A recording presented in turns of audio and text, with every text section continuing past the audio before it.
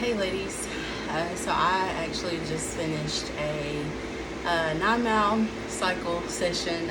It was my quiet time and I'm a little out of breath, but I had to do this because I was really led to talk to somebody.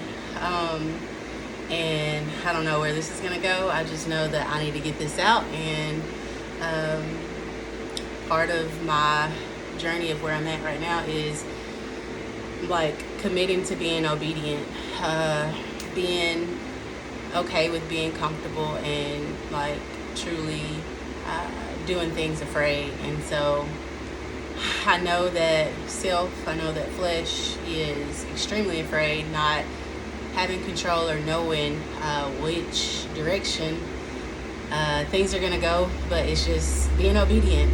And I'm just so full. I can't explain it.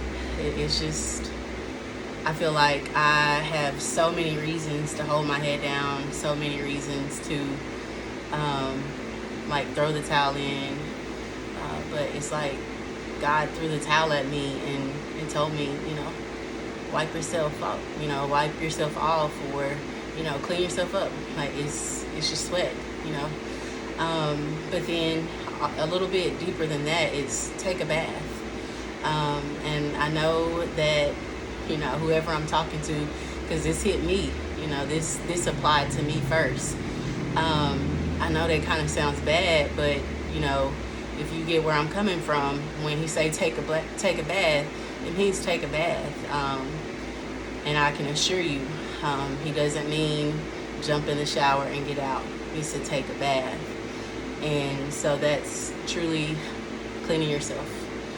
And, that's thoroughly, from head to toe.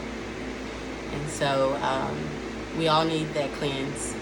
I know healing is something that is a big thing right now. And I was doing a blog post probably a week or so ago, if not longer, and the word healing came to mind, and I was like, we're just kind of at a place to where that's becoming to be pretty cliche.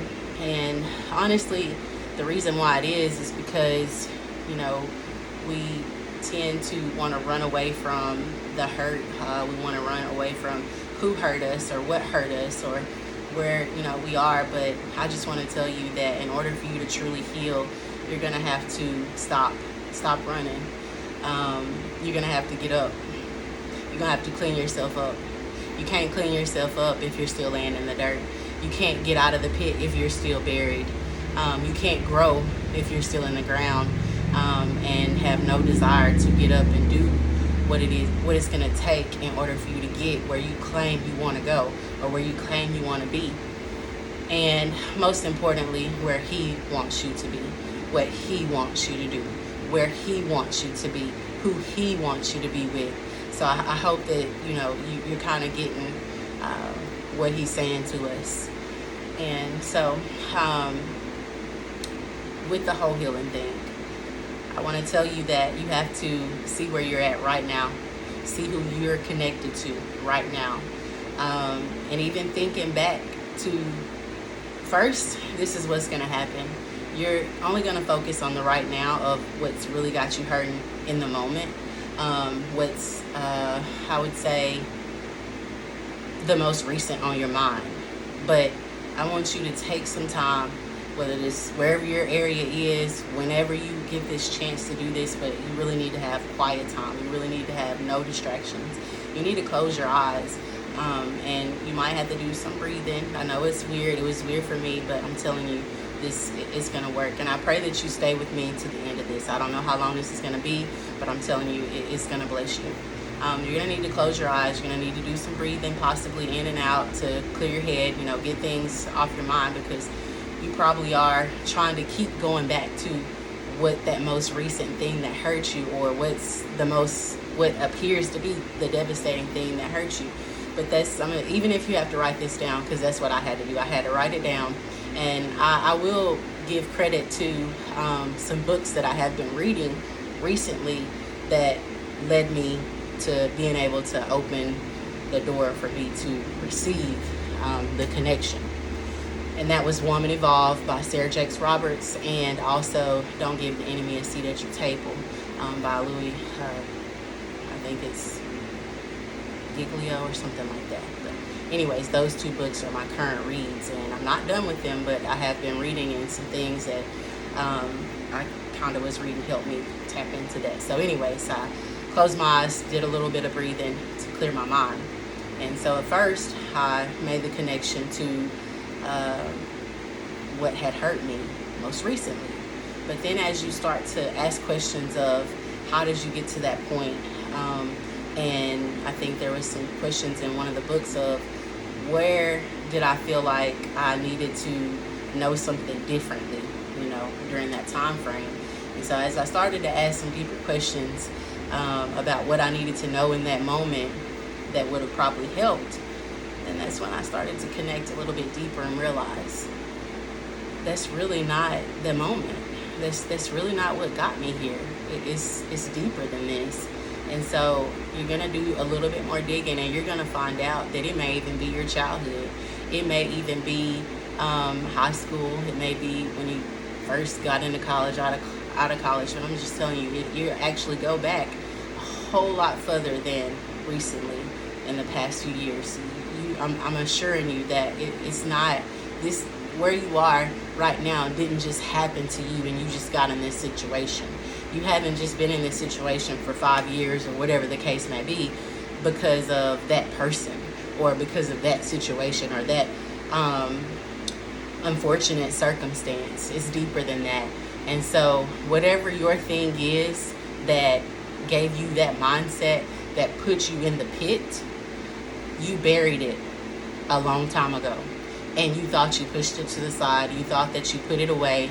But the reality is you did for that moment, those probably 10, 15, 20 years ago, you put it to the side. And some people, maybe even 30. You pushed that to the side and you buried it. But when you bury something inside of you, it's still there. And so that's the crazy part about it, is that we think that because we close the book that we've read, it's, oh, that's done. No, those words are still there. Okay? And so you got to understand the same thing. It was something that was inside of you that you buried and you pushed it to the side, but it's still there. It's still in you because that's a part of you. Now, the thing about it is, now that you have made that connection to what that thing is, you now, crazy, this is the hurtful part for you, is you're going to start to realize that all these times I've blamed other people, I've blamed other situations, I've blamed, all these different things. The whole time, it was me. It was me. I blame myself for this. I blame myself for what I blamed other people for. I blame myself for what I blamed other situations and other circumstances and results for. It was me. It was because I buried something that really hurt me. It really drove the question, like how it did with Eve. At one point in life, we're going on, we're hopeful. We see everything clearly, and then somewhere along the lines, there's a question that makes us, look at things a little bit different, and then it changes the game. And that's what happened. It was something that changed the game for me and made me question, am I loved? And it gave me that sense of abandonment, and I have abandonment issues. I'm not going to share everything because that's strictly going to have to be for the book. It will be excerpts that come, here and there, but abandonment issues. And I am starting to talk about that more and more. It's that fear of not necessarily feeling accepted, but it's that connection and having the fear of being alone. Like I won't, if you're my person, I don't want you to leave me. And so here it is. I don't want to feel that way, but then I turn around and I'm doing someone else or other people this way. So I'm so focused on how I don't want to feel that I don't even understand that I'm making other people feel the very way that I don't want to feel. And so whether that be my spouse, my friends, my kids, my family members, my coworkers, whoever, my client, everybody, the list goes on. And so that abandonment issue that I so-called buried, it followed me, you know? And so that resulted in the circumstances that came my way over time. And so I'm going to stop that piece right there and put that bookmark there, only to come back to tell you why you have to stop running from what hurt you, why you have to stop running from who hurt you. And you have to realize what the hurt is. Where did the hurt come from? Because it didn't come from that person that so-called hurt you. The hurt didn't really come from who or what, it's a little bit deeper. So you have to ask those questions. And when you do realize where you are right now, then you can say, okay, God, where do you want me to go? Can you direct my feet? Can you remove me from where I don't need to be? Can you remove me from who I don't need to be around? Can you help me to make the right decisions moving forward? Can you help me with the issues that have been connected to my hurt? Can you help me stop holding other people accountable for what's going on with me? That's the only way that I'm going to be able to heal. And I'm going to tell you, you're not going to be able to heal by yourself. I don't care how many books you read. I don't care how much you look up. I don't care who you talk to. I don't care how much your pastor pray for you. I don't care all these different things that you do. You have to want that answer. You have to be willing to stop. You have to be willing to connect to yourself. You have to be willing to connect to him. And you have to be willing to be vulnerable. You have to be willing to want to fix that situation with him, through him, for him. And if you don't, you're going to be there. You're going to stay there. You're not going to go nowhere. Or you could, I'll take that back. You might not go anywhere further up. You might go further down. Or you might still be pulled in, different directions. But my whole point in this is that you do have to get up. And that's going to be hard. It's not going to be easy, but it is definitely going to be worth it. And don't worry about how other people's situation look, because your situation is not going to look like their situation. It's just not. And when I made the post not long ago talking about the seed, you are a seed. You're his seed, and you're going to harvest. And, I was doing a workout, listening to a podcast. That's when I had my quiet time. And y'all, when I say, if you haven't tried that before, you really need to try that. It will definitely get you connected and help you stay connected. And it's not really a workout, but it turns out to be a workout. And that's what I love, because it's not like I have to. I get to. And most importantly, I'm so connected to him that I don't even worry about the workout. But anyways, during that time, I just so happened, when it was the next one on the podcast, it was talking about the seed of the story of the seed. And I was like, God, I hear you. I hear you. And some people might not even believe this, but the truth is, I hadn't even got on the podcast to even look at what was next before I even made the post. So God will put things on your heart. He'll talk to you. That's something that I struggle with. Like, God, I don't even know if I'm really hearing from you. Like, for real. Like, I don't just hear this voice. Sometimes people say, I heard him say. And I mean, that's something that I struggle with. But I know that he sometimes talks to me through writing. He talks to me through other people. He talks to me through prayer. He talks to me through my kids, through books, through these videos, and just different things. And so through the podcast, I was like, okay, God, you told me that you are trying to tell me about the seed. So yes, I made the post, and in hopes that someone else will understand that they are his seed and that they will harvest. But he was really talking to me first.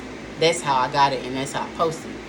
And so on the podcast, it starts talking about that from Matthew 13, and just really talking about how the seed falls on different ground. And so that's what we got to understand, is that sometimes that seed is going to fall on different ground. We're not going to always fall in the area that is good. And our seeds have, parts of us has been in some rocky, on some rocky ground. It got dropped there. And it's nothing that can be produced because it's not in the soil that it needs to be in. It's not in good soil. And so even going a little bit deeper, Elisa Keaton starts talking about that anybody's ears can hear, but whose ears can actually understand. And that's powerful. And so it's the same thing, like our heart's got to be in the right place. If we're going to hear something, we got to actually understand it. So we need to be willing to apply this and understand the importance of this seed. So I will tell you that, yes, your circumstances may have been very unfortunate, but I want to tell you that as unfortunate as they may have been, because that's what I have connected it to all this time, I don't regret. Only thing I'll say this, I regret hurting every single person, even my ex-husband, even my children, any person that I have ever hurt. That's the part that I regret. I do not regret the growth that I got through this, the understanding, the power that I gained, the strength, the endurance, the connection to him. This growth has been worth it. And this restoration, this renewal, this renovation, this is hard, y'all. I'm not gonna lie.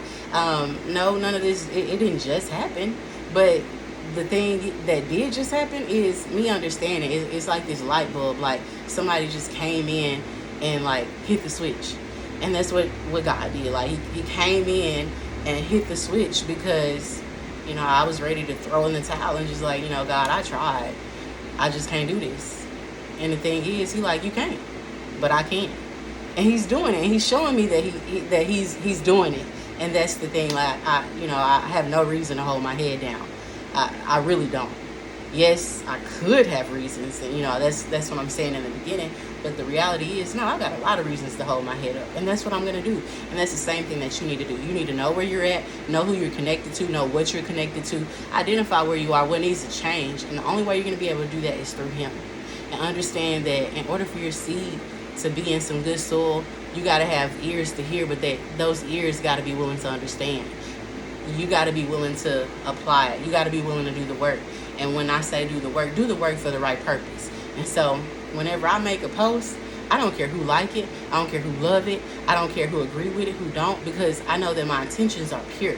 Whether it helps one person or whether it helps a whole bunch of people. Those interactions mean nothing because I'm doing work for Him. That's the beauty of all this. It's not about $1 that I'm going to receive. It's not going to be about some fame or how many shares or any of that. All of this is based on me doing work for Him. Him renewing me to help somebody else. Because sometimes we don't understand that we go through a lot of things and it ain't even for us. It's not even connected directly, like for my benefit. I could be going through for somebody else. And that, I know that's crazy, and sometimes we like, I don't even want to go through for nobody else. Like it's easy, or not easy, but it seemed like it's worth it to go through for me, my benefit. But you mean to tell me that I could actually be going through all of this for a complete stranger, for somebody else?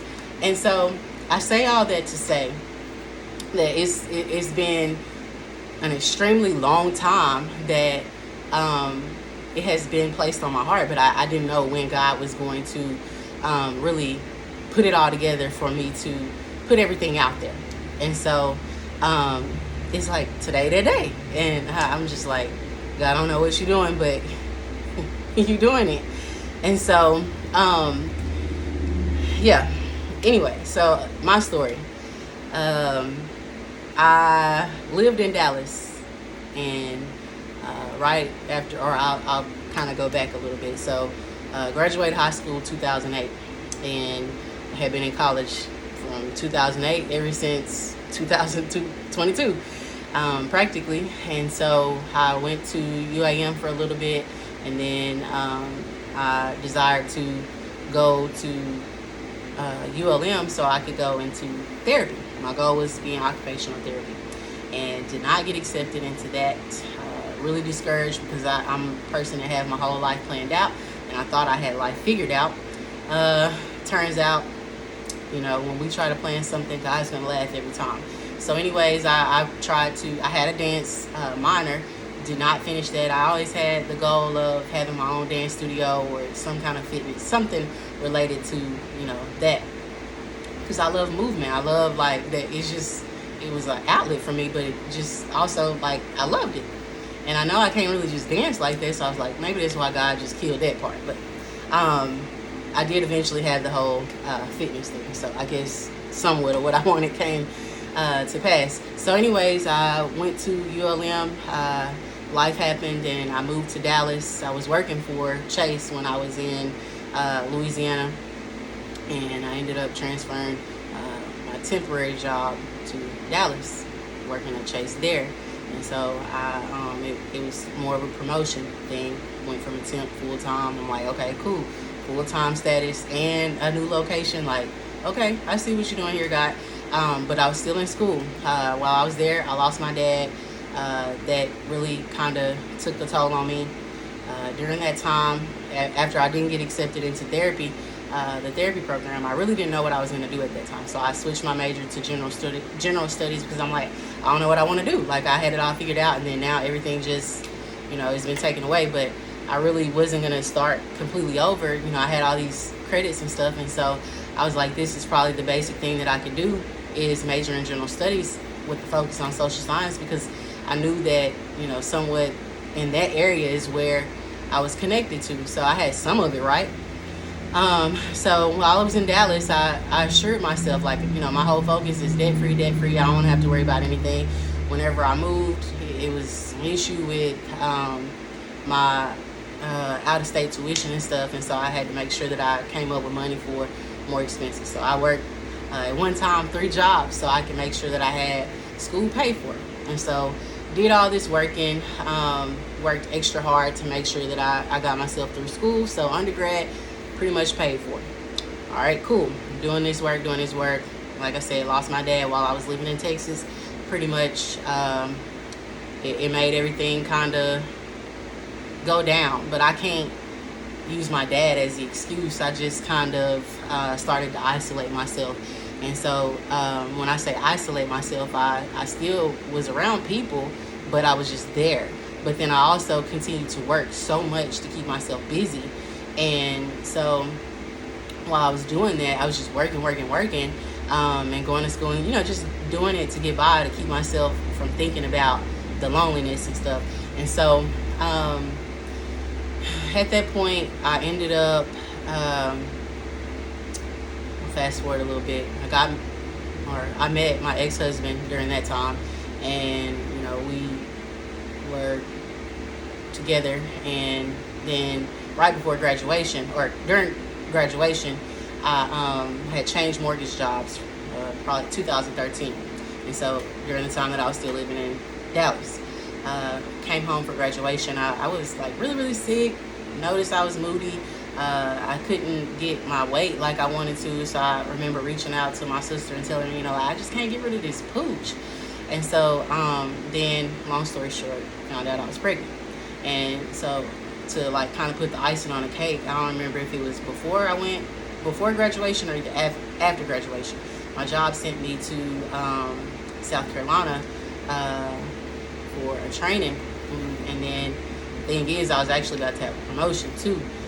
And so I had this offer, and so it was like a lot on the line. Like, I ended up finding out I know what it was. When I was in South Carolina, I was like really sick too. And so then, found out I was pregnant, and it was just a lot at one time. And so during the time, I pretty much hated my ex-husband. I had no desire to make that work in my mind, because I was emotional and just like, I'm pregnant. Like, this just changes the game for everything. So anyways, fast forward, I had said that if I ever had kids, and side note, I had been told, pretty much with all, like, since all the complications came, that I would never be able to have kids. So that was just stuck in my mind. I didn't really expect it. Kind of was bitter about it, and that I just kind of was like, well, I don't want to have kids anyway, because I wouldn't want to bring kids into this world. So that was like my whole protecting myself of like, it is what it is. But I really was hurt behind it. And so now it's like, okay, well, I'm gonna have a child, and I want my child to have a 2-parent home. And so I ended up coming back. I moved back, struggled with finding a job, and once I do that, I tap into the fitness side of things. And fast forward a little bit, I go and I get my own nutrition club, and super successful in the beginning, but then I felt like, I was pulling away from time with my family. I also felt like I was doing well myself and, with my nephew. Like, it was doing well, but I felt like what I had in mind, it just wasn't coming to life like I wanted it to, because I envisioned having like more people with me, and not as a money thing, but just as a, I wanted everybody to win, and it was just like people didn't see it. And so anyways, I eventually, leave that, just let that go. And I'm like, I just need to get a job because that'll just be the best thing for my family. And deep inside, that's what I really wanted to do, was truly still be connected to fitness and, helping people. I really wanted to serve. And so that's why, I was constantly doing those free workouts for the community and stuff. And then, of course, the nutrition club was income to bring into the household. So when that died, I started working as a preschool teacher. And during that time, after leaving that, I started long-term subbing. Or not long-term, I started substitute teaching at different schools in the area. I was driving all over, y'all, like within probably 30, 40-mile radius at almost every school in Southeast. And so I tried to get a mortgage job. Nobody would hire me doing the same thing that I was doing in Dallas. It was pretty much impossible. I could not get the same pay that I was getting there, and they weren't willing to just hire me as a teller because I didn't have teller experience. It was more in the loan area, and those positions were not available for me, and you couldn't do another position and get that kind of pay. So he was, pretty much closed the door on me in almost every area. So that led me to subbing, because I was like, I gotta help, my husband out with income. And so then that's when I was like, okay, I need to go back to school if I'm planning on actually being a teacher, because I started to fall in love with being in a classroom as a substitute teacher. Hamburg is where I found that, it's where I felt connected. And I'll never forget Miss Tammy Streeter, believing in me, her and Miss Doretta Griffin, they gave me that chance. And then when, as time progressed, it was Miss Penny Woods, she just pushed me, her and Miss Linda K. Chan. It was just so many people that truly saw the potential. And so during the time I was a long-term sub, I had got in the MAT program to get my master's. I had some issues with passing my test. So I know the story has been kind of crazy, but I'm connecting this and I'm about to get ready to close. So anyways, I had some issues in the MAT program. I did well in the classes, all that, whatever. But the test, I'm just not a test taker. And so right when it was time for me to get ready to, I guess it was another school year. During the school year of my first year of substitute teaching, I had took the test, failed the test. I took it several times. One time I was 3 points off, 5 points off, I think 8 points off. And when I was so close, the 3 points, I was just it's, God, this is a sign that it's me trying to do something that you're not wanting me to do again. And so I was ready to throw in the towel. And so it was just something in me, there's just one thing, me, I'm going to give my all. I can't give up. Now, one thing I can attest to, when I was teaching those sixth grade teacher, sorry, can't get them words out. When I was teaching those sixth grade students during that year, I was growing them. And that's not to toot my own horn or anything, but it was just I connected to them and I poured everything. Now, I will say that I did pull away from my family a whole lot because I gave so much. I wanted to give my all, and it was just to see all of the kids, even my kids that were at high risk. My high risk kids were moving, and I remember talking to some of the teachers, and they're like, well, they do this in my class, and I'm like, well, they don't do that in my class, but the kids knew I wasn't going, because I set the expectations at the door. It ain't no such thing as you can't or you're not, you're gonna do that in my class. This is not gonna be the place that you're gonna sleep. It was a lot of things that I didn't tolerate, and so there was a lot of growth. And so during that time, I was so focused on making sure that my kids learned. It was no way that I was about to pass that test, because I wasn't focused on that. I couldn't give my all to trying to pass the test when I was worried about my kids. And so when I failed, I was just I can't do it. And so then that next year, when the next school year came, I was about to lose my job, pretty much unemployed at that point, because I couldn't pass my test. And so then I wasn't able to teach where I was teaching at then because I didn't pass my test. So that was boom, door. In my mind, it was like boom, door closed. So then in my mind, I'm like, okay, I'm unemployed. This is terrible. Like, now what? I just did all of this work and then now I don't even have a job. All right. So then, by the grace of God, another position opened, but on a high school level. So at that point, I was able to teach, but I had to make sure that I passed my test. So I tried to pass my test on the middle school level. Remember, I told you I was off. But you had to pass 2 middle school tests. But I was able to pass one area, but I couldn't pass both areas. And so I couldn't be certified to teach in the area that I was currently working in on my first year. All right, so when I went to the high school the second year, and when God opened that door, it was high school biology. And so I was told, you got to pass your test, or we ain't gonna be able to continue to allow you to work here. All right, so the pressure was on at that point. But now I'm teaching on a high school level. But the thing is, remember I told you I went into therapy, so this was more on my in my element. I knew this stuff. Like I could teach this. 10th grade kids. I was connecting with them. It was cool. And so then there was the pre-AP class and the AP class that I was connecting with some of those students. And so the pressure was on for me. I'll never forget having to pass that test because I knew I was about to lose my job. So I was like, I can't be unemployed again. I got to help take care of my family. So at that point, I remember staying up 2 days, y'all. And I know y'all don't believe me, but my mom is my witness, and my ex-husband could attest to that as well. So I stayed up, and I took that AP biology book home. I studied that book in and out. Like I did not sleep, y'all. The day of the test day is when I actually ate something. I don't know what I ate, but I ate a little something, and I was drinking water. But the first day, I wouldn't eat nothing. All right. And so I studied that book in and out. I knew the book. And so then I fast forward to test day.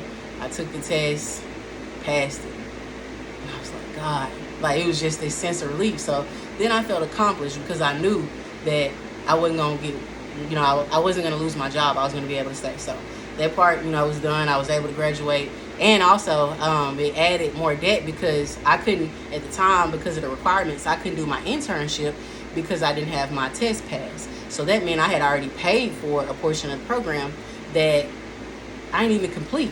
All right, so then I had to do the internship, and I had to pay for that part again. So that was more debt is what I'm adding in.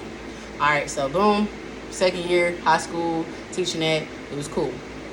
All right, then that's when a position opened up back where I left from on the middle school level, where it was a high school, ninth grade. It was like physical science. Sorry, they were changing the standards, so I had to learn the standards all over again because everything had changed. This is when the new generational science standards had came out. So I went there. Then I had to do more training because by being a high school credit class, like I had to make sure that I was trained in the area to teach it. So it was a lot. And so taught that class, and then by that point, got done with that year.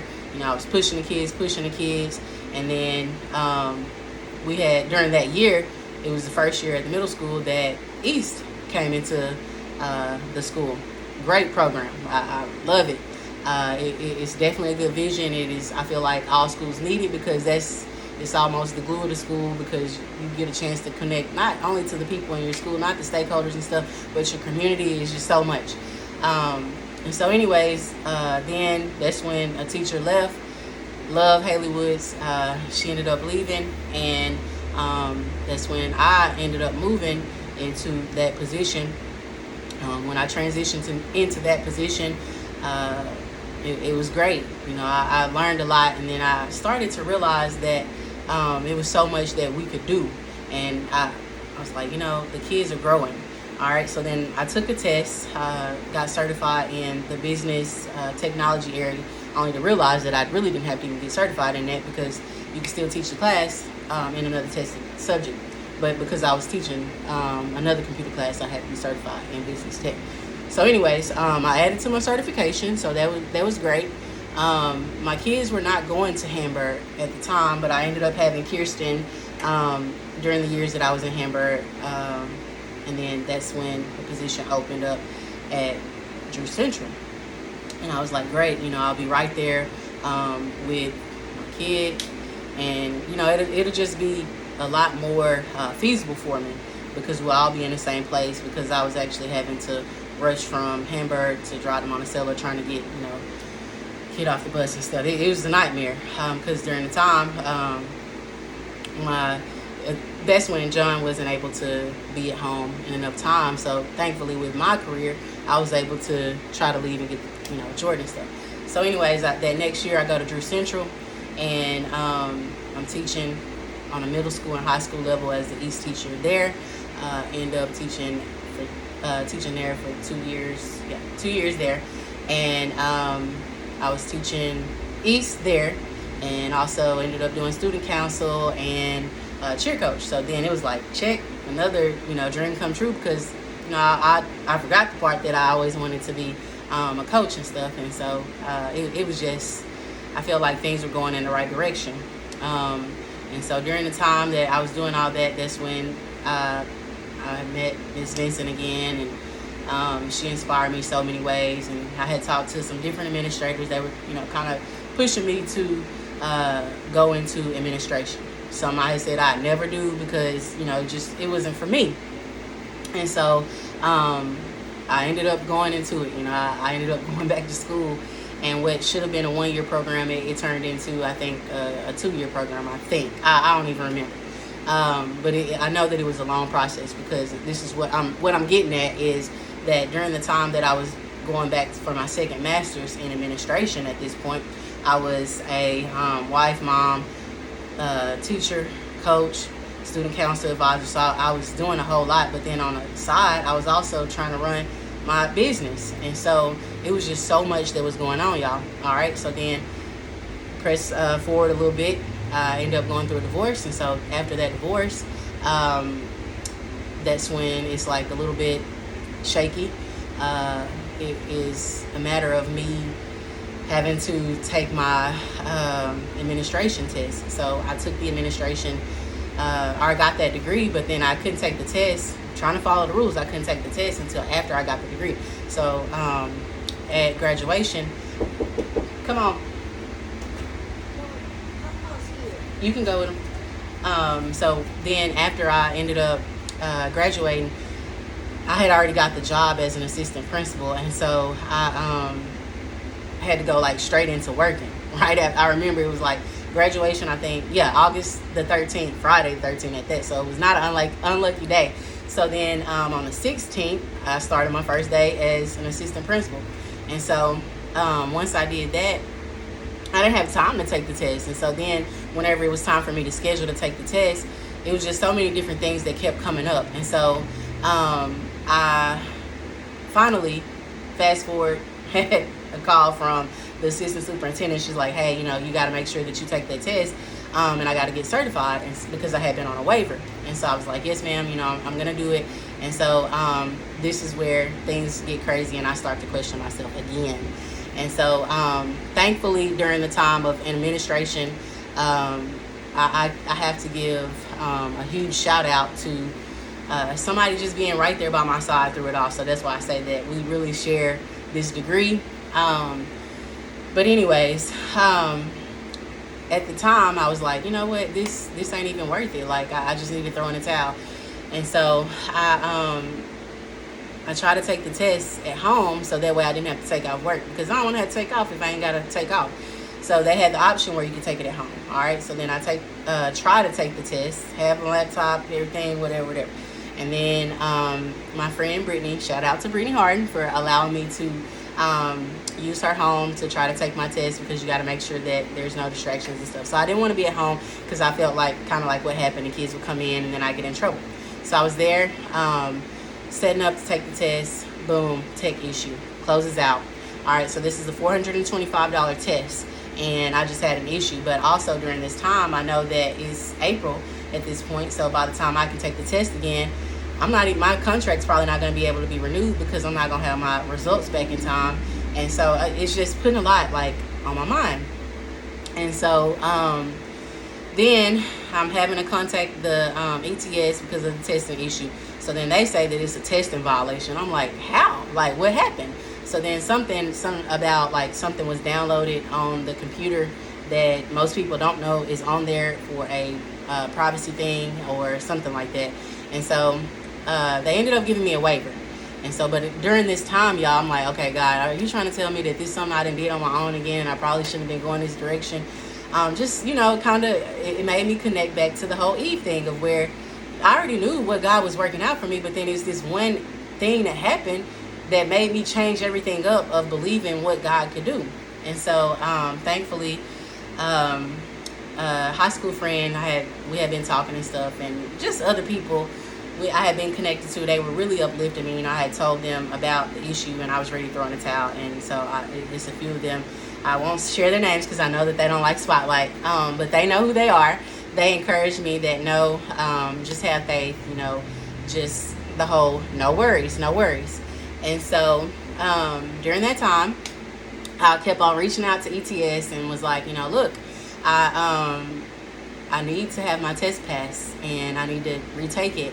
And so I got a new date, and the only thing I'm worried about is that now I'm fixing to have to pay $425 again because they said it was my fault.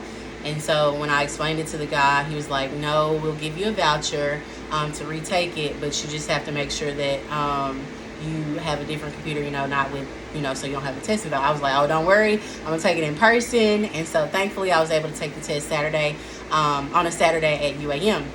And so I had been studying, but not like I needed to. And so I kept hearing people say, you know, oh, you're gonna do well. But in my mind, y'all, I didn't think I was gonna do well because I knew that I hadn't been studying like I needed to, but then I also felt like I was trying to cram so much that I had learned over, you know, the course of my coursework into like a week or 2 weeks of studying. I was like, well, I don't have time, but the pressure is on. One thing I know about me is I do well under pressure. Like I just, it makes me grind harder. And so I ordered these books. I ordered 2 books. One book pretty much wasted my money because I did not see that it was really helpful. It was like the questions really weren't going to be questions that were on a test, but I was still working through it. But then I just pushed it to the side. The second book that I got kind of was what I really needed to be doing.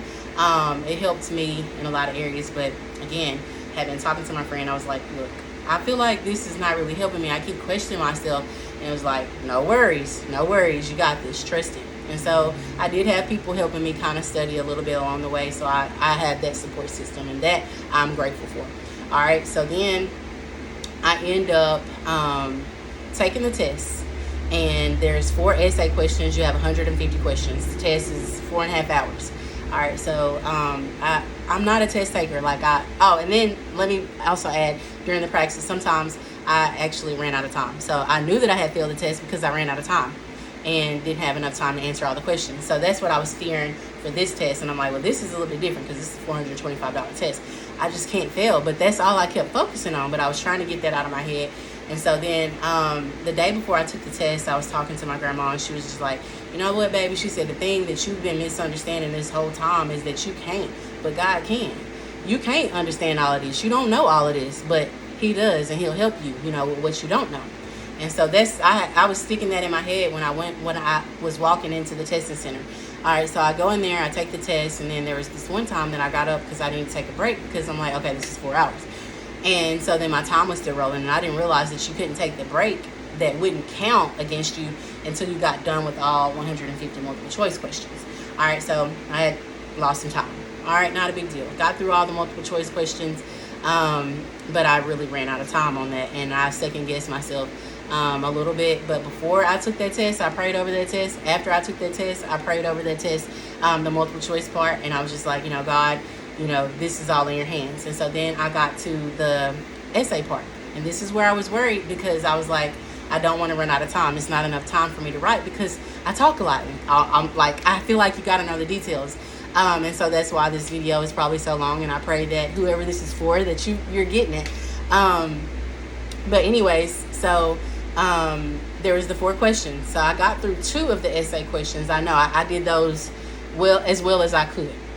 The other 2 questions, y'all, I didn't have them all the way out enough that was confident for me because I was just kind of rambling a little bit and then rambling a little bit on the other one to try to balance it out, because I knew I ran out of time. I didn't have enough time to go into detail like I normally would, and if I didn't follow through on my thoughts, I wasn't going to be scored highly. So I had to use my best judgment. So then I just took a moment, closed my eyes, and I prayed. I was like, God, look, I've ran out of time.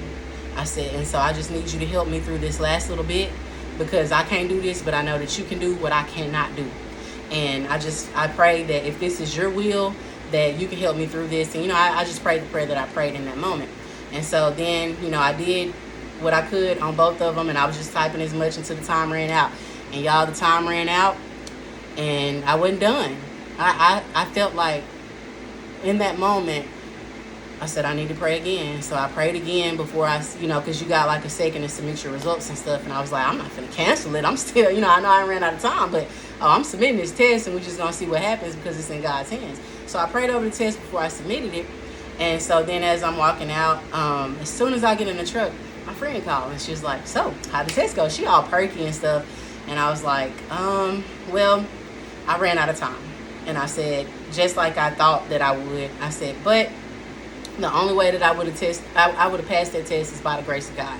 I said, so I'm going to just say this, that my story at this point would really show the power of God if I passed that test. And so a part of me wanted to just keep on checking all the time on if I passed the test or not. But I was like, you know what, God, I gave this to you when I left that testing center, and I'm going to let you have it. Because when they notify me and let me know my test results, that's, that it's going to be you. And so I'll never forget, I had my moments where I wanted to. I had my moments where I did go in and check. But each time, the difference is each time I did check in and see if my results was in yet, even though I knew they was going to email me and notify me, I was just like, okay, just in case it's in there before I get the email notification. Every time I would check, I was like, God, here I go trying to pick it up again. I'm giving this to you. So I just kept on, saying, God, help me through not being content with what you're doing. And so then one day I was at work. I got my test results, and it was like, I passed. And I was like, God, it was like this burden was just lifted, y'all. And so I couldn't do nothing but cry for a little bit, because I was like, God, you did that. Like, you did that through everything, and, that I've been through everything that I didn't do that I should have done. You did that. And so at that point, that's, when I was like, okay, I passed. And so granted, I had to give credit to Warren, Kathy Cornish, Ms. Tiffany Gathan, Brian Cornish, and Ms. Carla Warlaw. They gave me that chance to grow as a leader, assistant principal at Warren Middle School. And then, I felt like, okay, I've achieved something else through God. Like, it was just the growth that I got in this year. And that led me to God opening another door for me to be able to come back to my community, where I'll be the assistant principal at the high school that I went to school at, my alma mater.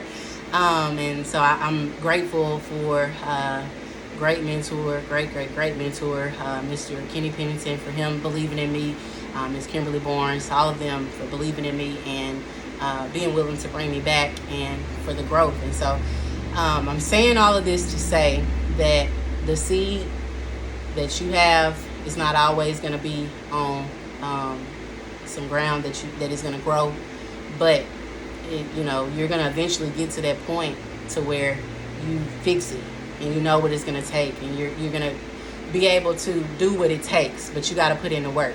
It's going to require you to be uncomfortable. You're going to have to be in the pit. That's going to require you to be in the pit for you to grow. So it's okay for you to be in there deep, but you got to understand that in order for you to get out, you got to be in some uncomfortable situations. You're going to have to lean on some people. You're going to have to connect. You're going to have to remove yourself from some people. You're going to have to do some things alone. You're going to have to be your own cheerleader. And you just have to be aware. And so it's going to harvest. So if you fail the test, don't let that stop you. And right now, while I don't want that to stop anybody from getting into education, even though there's so many different things that are going on with COVID, and the generation has changed and behavior and everything else, just know that He can help you through all of that. And just because you fail once or twice or three, however many times, you got to give it to him. And when you give it to him, he's going to help you, harvest everything that he has planted, because he didn't give you that for it not to, blossom. So y'all be blessed. I'm sorry it was so long, but thank you for listening.